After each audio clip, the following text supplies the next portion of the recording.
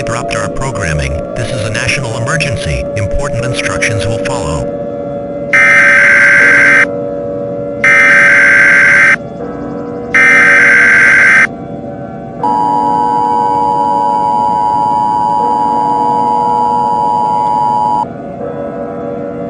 The following message is transmitted at the request of the United States government and the Centers for Disease Control and Prevention.